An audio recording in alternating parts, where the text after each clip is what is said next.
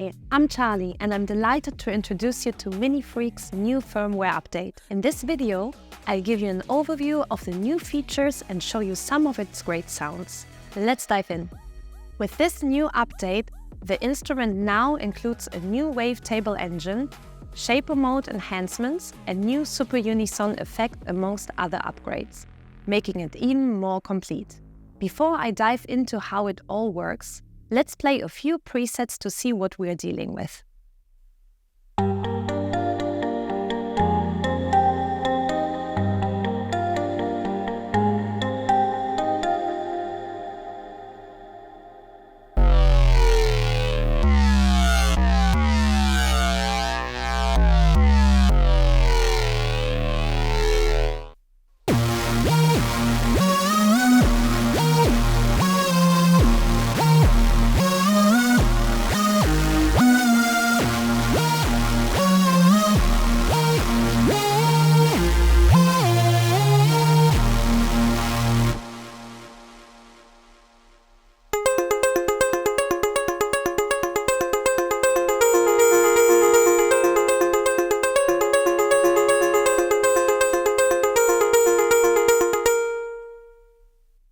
The first new addition to explore is the wavetable engine.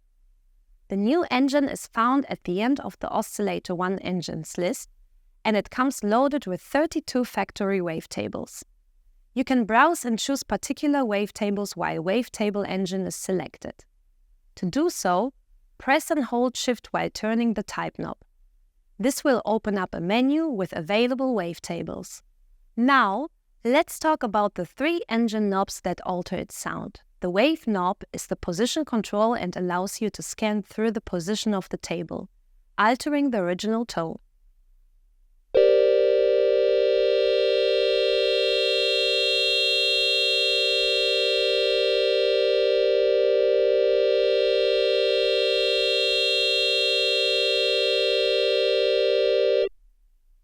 The timbre knob controls the pulse width.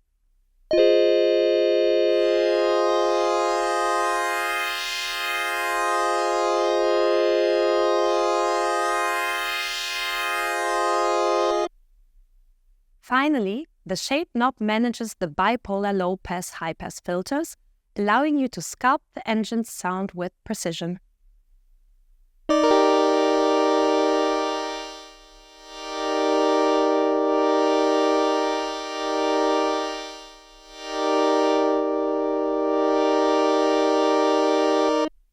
This new update also comes with 64 new presets, designed mostly based on the wavetable engine. Naturally, all the updates regarding this engine are also available for MiniFreak V. Now, let's move on to the Super Unison effect, another highlight of this update. This effect introduces a chorus type effect with up to 6 stacked copies on your dry signal. The list of controls available are the detune, multi-mode filter, plus dry-wet knob. The best way to try it is to start with a simple bright patch and then add the Super Unison effect, turning it into a powerful arpeggio or lead sound.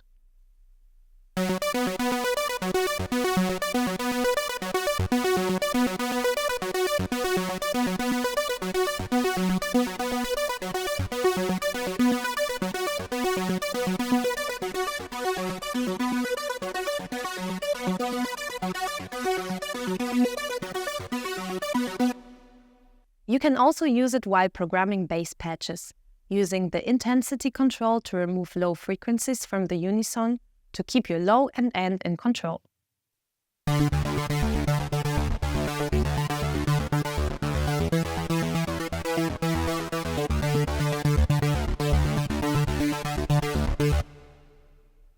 Another quite big workflow improvement allows MiniFreak hardware users to easily access their preferred presets using the Favorites panel.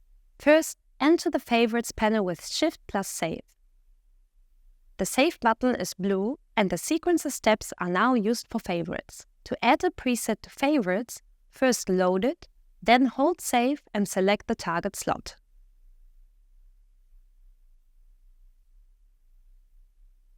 With the 4 page buttons, you can store up to 64 favorite presets. while in Favorites panel, a press on a blue step immediately recalls that patch. Now, let's talk about the new macro assign mode. This feature allows you to use macros to modulate modulation routings from the mod matrix. One fun example of this would be to create a modulation routing where the LFO set to sawtooth ramp up shape is controlling the cutoff control, but with a negative modulation amount set to -50. This means that the ramp up shape is cycling like a ramp down. Now, we can enter the macro edit mode and set the previously created LFO to cut off routing as the macro number 1 target destination parameter and set its modulation amount to 100. Now, as we play the nodes and increase the macro number 1 fully up, the LFO shape will change from ramp down to ramp up. It's especially fun when we play polyphonically.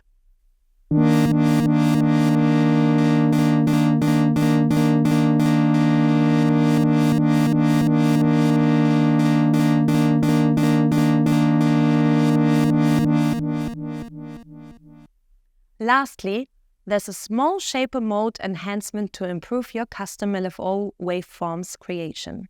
Previously, the LFO custom shaper mode rate aligned with a single step of the shaper. Now, users have the flexibility to choose whether the rate corresponds to a single step or the entire shaper curve through a dedicated setting.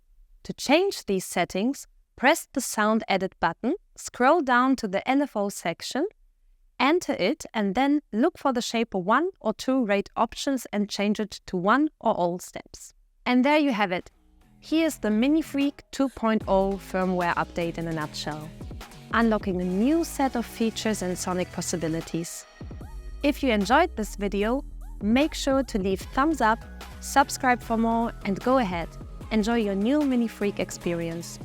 Thanks for watching and see you soon.